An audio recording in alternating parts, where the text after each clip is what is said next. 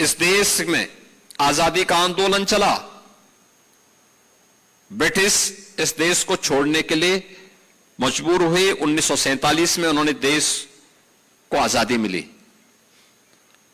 लेकिन आपको आश्चर्य हो रहा होगा, बनटांगिया के लगभग 54-55 जो ये गांव हैं, जिनमें हजारों लोग निवास करते हैं, इन लोगों को 1947 से लेकर के 2017 तक, जब तक भारतीय जनता पार्टी की सरकार प्रदेश में नहीं बन गई, तब तक कोई भी अधिकार नहीं प्राप्त हुए थे। न वोटिंग राइट थी, न राशन कार्ड था, न वहां की कनेक्टिविटी थी, न वहां पर कोई सुविधा वहां प्राप्त हो रही थी। 2017 में जब हमारी सरकार बनी तो हम लोगों ने उनके बारे में सोचना प्रारंभ किया। अन्यथा उससे पहले वन विभाग के लोग उनका शोषण करते थे, पुलिस के लोग भी उनका शोषण करते थे, और उनके बीच में धीरे धीरे करके कुछ मशीनरी से जुड़े हुए लोग और कुछ वामपंथी लोग भी उनके बीच में घुस करके उनका ब्रेन वॉश करना प्रारंभ कर दिए थे। और उस दौरान जब सरकार आई, सरकार आने के बाद हम लोगों ने कहा कि नहीं, इनको सबसे पहले राजस्व गांव के रूप में मान्यता देने की आवश्यकता है, और उन्हें राजस्व गांव के रूप में मान्यता दी गई। ये सभी 54 गांव आज सभी प्रकार की सुविधाओं से आच्छादित हैं। उनके वोटिंग राइट भी दी गई उनको। उन्होंने 2019 से अपना वोट देना प्रारंभ कर दिया है। कुछ लोगों ने 2022 में और कुछ लोगों को 2024 के चुनाव में मतदान करने का अधिकार प्राप्त हुआ।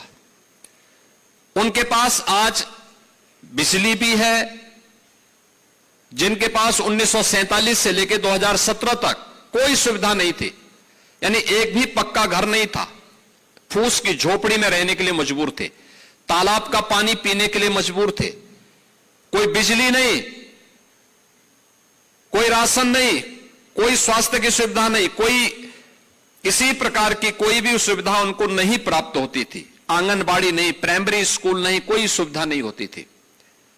आज उन सभी सुविधाओं से ने आच्छादित किया। सभी के पास मकान है, पक्के मकान है, सभी तक बिजली पहुंचाई गई है, सभी के लिए सड़क बनाई गई है, सभी के लिए वहां पर पेयजल की व्यवस्था दी गई है, आंगनबाड़ी केंद्र की स्थापना की गई है, बेसिक शिक्षा स्कूल खोले गए हैं, प्राथमिक स्वास्थ्य केंद्र खोलने के कुछ प्रयास हुए हैं, कुछ तक वहां पर स्वास्थ्य की सुविधाएं पहुंचाई जा रही हैं, और जिनको पेंशन मिलना है उनको पेंशन की सुविधा, जिन्हें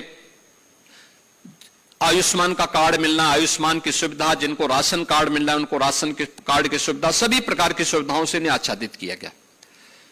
और ऐसे ही जब गुरु गोरखनाथ सेवा न्यास के द्वारा यह यात्रा प्रारंभ की गई तो जमीनी धरातल की भी सभी जानकारियां मिली कि थारू जनजाति भी इसी प्रकार के भाव से ग्रसित है। और उसके बाद ही सरकार ने फिर पहले यात्रा के बाद जब कुछ हमें डाटा मिले कि क्या क्या स्थिति है, वास्तविक स्थिति क्या है जमीनी धरातल की, तब हम लोगों ने फिर तय किया कि भाई थारू, मुसहर, कोल, गौड़, चेरो, सहरिया, बुक्सा, ये जितनी जनजातियां हैं, इन सभी जनजातियों को हम 100% सिचुरेट करेंगे, यानी सभी प्रकार की सुविधाओं से आच्छादित करेंगे। इन्हें जिनके पास मकान नहीं मकान देंगे, जमीन नहीं जमीन का पट्टा देंगे, सभी प्रकार की सुविधाओं को देंगे। और आज मुझे बताते हुए प्रसन्नता है कि सभी लोगों को सभी प्रकार की सुविधाएं प्राप्त हो रही। नहीं तो 2017 के पहले इन क्षेत्रों में भूख से मौतें होती थी। हमें आभार व्यक्त करना चाहिए राष्ट्रीय स्वयंसेवक संघ का, सरदेव नानाजी देशमुख का, और मेरे पूज्य गुरुदेव महंत वैद्यनाथ जी महाराज, जिन्होंने थारुओं के बीच में उनके बच्चों को पढ़ाने के लिए छात्रावास और स्कूल की व्यवस्था की। मुझे याद है 2007 की एक घटना। 2007 में नेपाल में कृष्णा नगर के अंदर एक भीषण संघर्ष चल रहा था, कई दिनों तक चल रहा था, समाचार पत्रों में आ रहे थे। तो मैंने हिंदू जागरण मंच के एक पदाधिकारी को फोन किया सिद्धार्थ नगर में, राजदेव जी वहां हिंदू जागरण मंच के पदाधिकारी थे। मैंने उनको फोन किया, मैंने कहा भी ये संघर्ष कैसे हो रहा है? तो उन्होंने मुझे बताया कि ये माओवाद और मदेशियों के बीच में संघर्ष है। मैंने कहा माओवादी कौन है और मदेशी कौन है? तो उन्होंने मुझे बताया कि मदेशी हैं जो भारतीय मूल के लोग नेपाल की तराई में बसे हैं, और मैंने कहा माओवादी, उन्होंने कहा थारू जनजाति के लोग जो नेपाल के अंदर हैं वे सब माओवादियों की ओर से लड़ रहे हैं। और मुझे लगता है काफी बड़ी संख्या में वहां हत्याएं हुई थी, काफी भयंकर खूनी संघर्ष हो रहे थे।